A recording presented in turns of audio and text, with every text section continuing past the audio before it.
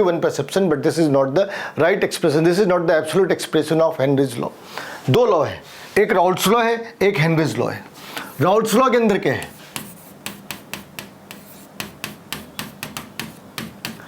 Raoult's law के अंदर क्या है कि वेपर प्रेशर, जो वेपर प्रेशर है, vapour pressure is the vapour pressure of solvent is function of mole fraction.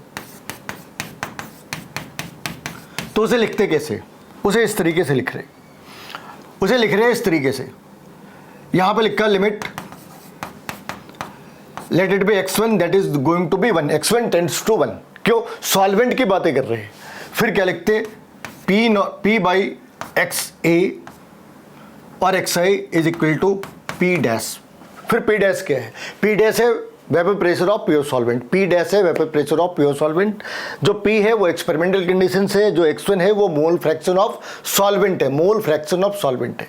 Henrys ने क्या करा? हेनरीज ने इस इक्वेशन को ऐसे लिखा, limit p by x i is equal to k. लेकिन जो सबसे इंपॉर्टेंट सी चेंज है वो लिमिट के साथ है, let it be x2. So x2 tends to 0. क्यों करा ऐसा? उसने ऐसा इसलिए करा क्योंकि यहाँ पे सॉल्यूट की वेपर प्रेशर ले रहे, सॉल्यूट हैज बीन कंसिडर्ड. तो इस वाली लाइन में लिख सकते हैं वेपर प्रेशर ऑफ सॉल्यूट.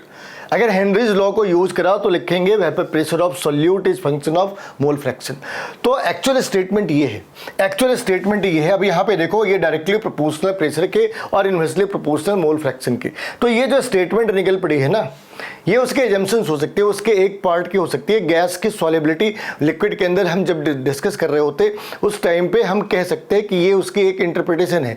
लेकिन ये हेनरीज लॉ है ही नहीं. जब ये हेनरीज लॉ है नहीं तो आप ये इसके ऊपर ब्लेम नहीं डाल सकते कि इसने गलत बातें कर रखी है, इसने सही बात करी. उसकी जो इंटरप्रिटेशन है वो शायद कहीं पे गलती हो गई है. केज इनवर्सली प्रोपोर्शनल है, ना कि डायरेक्टली प्रोपोर्शनल सॉल्युबिलिटी की.